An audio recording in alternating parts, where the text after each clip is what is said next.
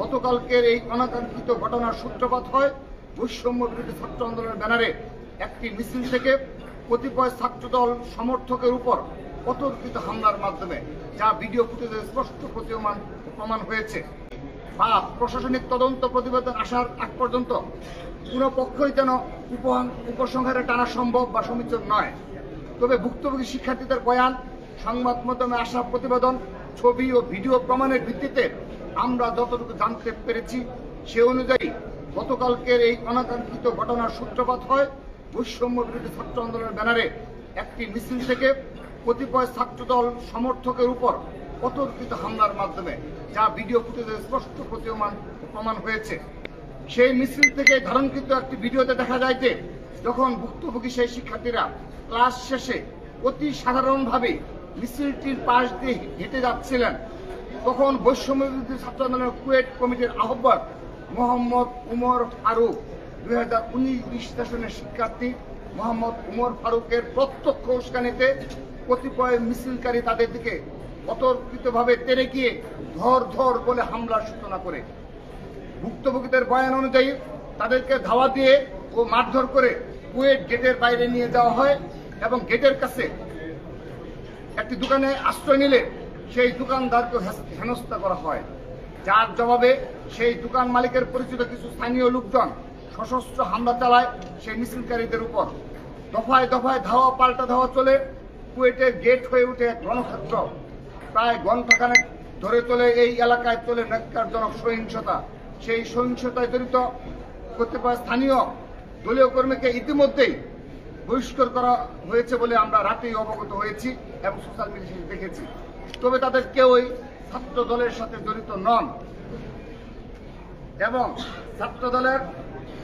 ছাত্র দলের ইন্ধনে শিক্ষার্থীদের উপর হামলা চালানোর কোনো কারণও তাদের নেই।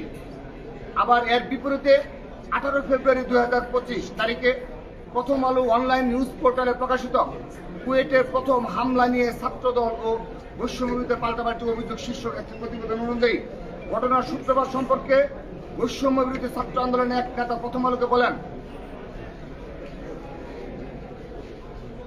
এটা কুয়েটের প্রথম আলোতে যে নিউজটা এসেছে সেটি হলো, গতকাল ছাত্র দলের শিক্ষার্থীরা ক্যাম্পাসের বাইরে ছাত্র দলের ফরম বিতরণ করেছেন। এর প্রেক্ষিতে আমরা সাধারণ শিক্ষার্থীরা আজ মঙ্গলবার সমাবেশ ডেকেছিলাম। আমরা উপাধ্যক্ষদের কাছে একটি আবেদন করার কথা ভেবেছিলাম যে এই ফরম বিতরণের সঙ্গে যারা জড়িত তাদের যেন বহিষ্কার করা হয় এবং ভবিষ্যতে যেন কুয়েটে কেউ কোনো ছাত্র সংগঠন করতে না পারে। এটি হলো প্রথম আলোতে একজন সাধারণ শিক্ষার্থীদের বৈষম্য বিরোধী একজন শিক্ষার্থীর উদ্ধৃতি।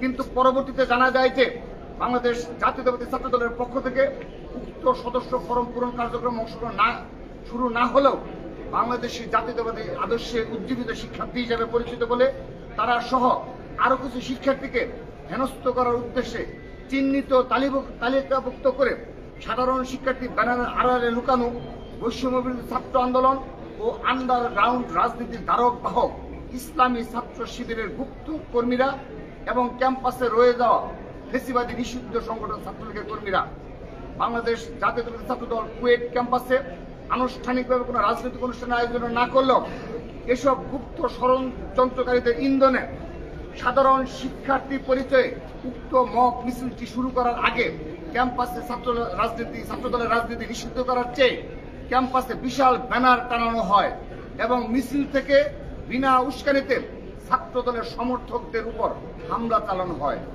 উল্লেখ্য যে উক্ত সহিংসতায় ছাত্র দলের উক্ত সমর্থকেরা কেবলমাত্র ভুক্তভোগী হিসেবে জড়িত ছিলেন বলে এখন পর্যন্ত প্রতীয়মান হয়েছে। তাদের তিনজনই কুয়েটের সম্মান কোর্সের নিয়মিত শিক্ষার্থী। যেহেতু কুয়েটে বাংলাদেশ জাতীয়তাবাদী ছাত্র দলের কোনো কমিটি গঠিত হয়নি এবং এখন পর্যন্ত কুয়েট ক্যাম্পাসে সদস্য ফরম পূরণের আনুষ্ঠানিক কার্যক্রম ক্যাম্পাসে শুরু হয়নি, সেহেতু তারা তিনজন বাংলাদেশ জাতীয় ছাত্র দলের নিবন্ধিত কর্মীও নন। তাই তাদেরকে কেন্দ্র করে ঘটা কোনো ঘটনাকে ছাত্র দলের হামলা শীর্ষক ঘটনা হিসেবে প্রচার করা সর্বভাবে মিথ্যা ও উদ্দেশ্য প্রণোদিত একটি কাজ। আর এসব উস্কানিমূলক বেআইনি কার্যক্রমের সাথে যুক্ত প্রায় সকলেই বিগত 28 ডিসেম্বর 2024 তারিখে ঘোষিত বৈষম্য বিরোধী ছাত্র আন্দোলনের কমিটির নেতা এবং সেই কমিটির আহ্বায়ক মোহাম্মদ উমর ফারুকী ছাত্র দলের সেই 3 জন সমর্থককে ধর বলে প্রথমে তেড়ে যান এবং সবাইকে মারধরে উদ্যত একত্রিত করেন। কুয়েট ক্যাম্পাসে বিগত 11 আগস্ট 2024 থেকে প্রশাসনিকভাবে রাজনৈতিক কর্মকাণ্ড নিষিদ্ধ থাকলেও বৈষম্য বিরোধী ছাত্র আন্দোলনের কমিটি ঘোষণার পাশাপাশি বিভিন্ন রাজনৈতিক কার্যক্রম তারা পরিচালনা করে আসছে, যার বিরুদ্ধে কুয়েট প্রশাসনের পক্ষ থেকে কোনো পদক্ষেপ গ্রহণ করা হয়নি। সাধারণ শিক্ষার্থী ব্যানারে কোনো মবও তৈরি হয়নি। আবার এসব ঘটনা চলাকালে এবং পরবর্তীতে কোনো রূপ তথ্য প্রমাণ ছাড়াই স্থানীয় জনতার সাথে কুয়েট শিক্ষার্থীদের এই ন্যাক্কারজনক সহিংসতাকে কোনো নির্দিষ্ট তথ্য প্রমাণ ছাড়াই সামাজিক যোগাযোগ মাধ্যমে ছাত্র দলের হামলা বলে পুরো ঘটনাটিকে ভিন্ন খাতে প্রবাহিত করে রাজনৈতিক ফায়দা লুটার চেষ্টা চালানো হয়। কিন্তু সময়ের সাথে সাথে যত বেশি তথ্য উন্মোচিত হচ্ছে তত আমরা দেখতে পাচ্ছি যে ন্যাক্কারজনক এই ঘটনাটির প্রকৃত সত্য রূপ যেভাবে উপস্থাপন করা হয়েছে তা হতে সম্পূর্ণরূপে ভিন্ন।